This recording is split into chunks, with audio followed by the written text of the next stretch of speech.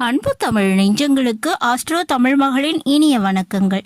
இன்றைய பதிவுல துலா ராசியில பிறந்தவங்களுக்கு துரத்திய துன்பம் இனி விலகியது. காரணம் ஞானமும் செல்வமும் இனி ஒன்று சேர்ந்தது. அதனால உங்களுக்கு கிடைக்க போகின்ற பலன்கள் என்ன என்பதை அறிந்து கொள்ள இன்றைய பதிவை முழுமையாக பாருங்க. பதிவு பிடிச்சிருந்தா லைக் பண்ணி கமெண்ட் பண்ணி மற்ற நண்பர்கள் உறவினர்கள் பயன்பெற அவங்களுக்கும் ஷேர் பண்ண மறந்துடாதீங்க. இதுவரை நம்முடைய ஆஸ்ட்ரோ தமிழ் மகள் சேனலை சப்ஸ்கிரைப் பண்ணாத நண்பர்கள் சப்ஸ்கிரைப் பண்ணி கூடவே தெரியுற பெல் ஐக்கானை கிளிக் பண்ணி ஆல் ஆப்ஷன்ஸும் செலக்ட் பண்ணி வச்சுக்கோங்க. துலா ராசியில பிறந்த நண்பர்களே, உங்களுடைய ராசியை பொறுத்தவரை இந்த 2024ல ராகு, கேது, சனி என எந்த கிரகத்தினுடைய பாதிப்பும் உங்களுக்கு இல்லைங்க. உங்க துலா ராசிக்கு 5ஆம் வீட்டுல சனி பகவான் ஆட்சி பெற்று அமைந்திருப்பது ஒரு நல்ல நிலைப்பாடு தாங்க.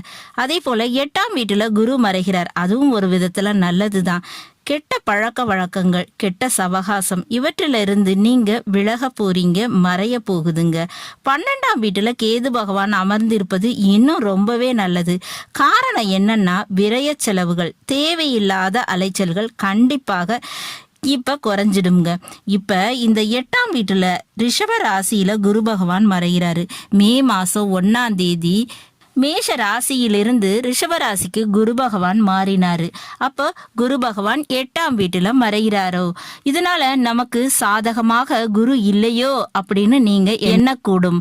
ஆனா அந்த எண்ணம் தவறுங்க. ஏன்னா குரு பகவான் 8ஆம் வீட்டுல இருந்தா தனது 5ஆம் பார்வையாக கன்னி ராசிய பாக்குறாரு. அந்த கன்னி ராசியில இருக்கக்கூடிய கேதுவை பாக்குறாருங்க. 7ஆம் பார்வையாக உங்க குடும்பஸ்தானத்தை விருச்சக ராசிய பாக்குறாரு.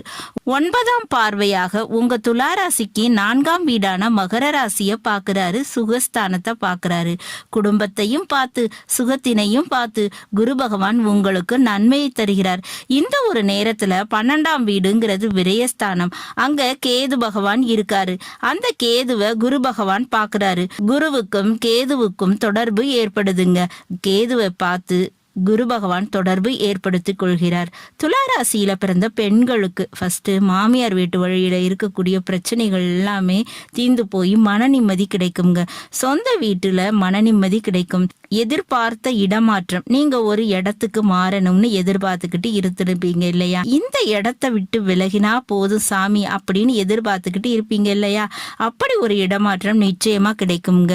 வெளிநாட்டு யோக வாய்ப்புகள் கிடைக்கும். வழக்கு பிரச்சனைகள் என்னைக்கு முடியுமோ, இது முடிஞ்சா போதும் நிம்மதி என நீங்க நினைச்சுக்கிட்டு இருக்கக்கூடிய வழக்கு பிரச்சனைகள் முடிவுக்கு வரும்.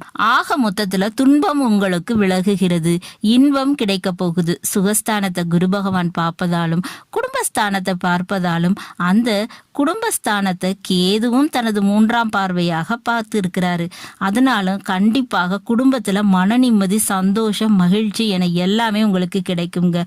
குடும்பத்தின் ரீதியாக ஒரு வருவாய், குடும்பத்தின் ரீதியாக ரெட்டிப்பு வருமான வரவு அப்படின்றது இருக்குங்க.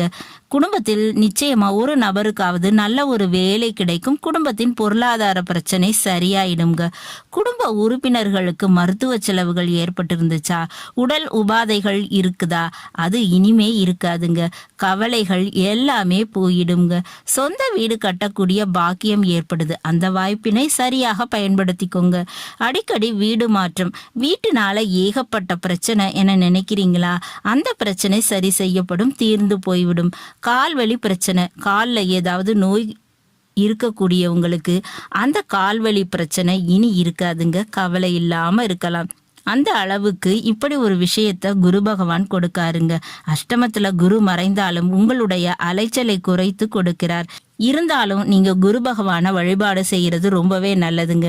வியாழக்கிழமைகள்ல குரு பகவானுக்கு கொண்டக்கடலை மாலை சாற்றி வழிபாடு பண்ணுங்க. மேலும் பல நன்மைகள் உங்களுக்கு கிடைக்குங்க. இந்த பதிவு உங்களுக்கு பிடிச்சிருக்கும்னு நினைக்கிறேன். பிடிச்சிருந்தா லைக் பண்ணி கமெண்ட் பண்ணி மற்ற நண்பர்கள் உறவினர்கள் பயன்பெற அவங்களுக்கும் ஷேர் பண்ண மறந்துடாதீங்க. இதுவரை நம்முடைய ஆஸ்ட்ரோ தமிழ் மகள் சேனலை சப்ஸ்கிரைப் பண்ணாத நண்பர்கள் சப்ஸ்கிரைப் பண்ணி கூடவே தெரியுற பெல் ஐக்கானை கிளிக் பண்ணி ஆல் ஆப்ஷன்ஸும் செலக்ட் பண்ணி வச்சுக்கோங்க. மீண்டும் ஒரு நல்ல வாய்ப்பினில் உங்கள் அனைவரையும் சந்திக்கிறேன். அதுவரை ஆஸ்ட்ரோ தமிழ் மகளின் அன்பு கலந்த வணக்கங்கள். நன்றி.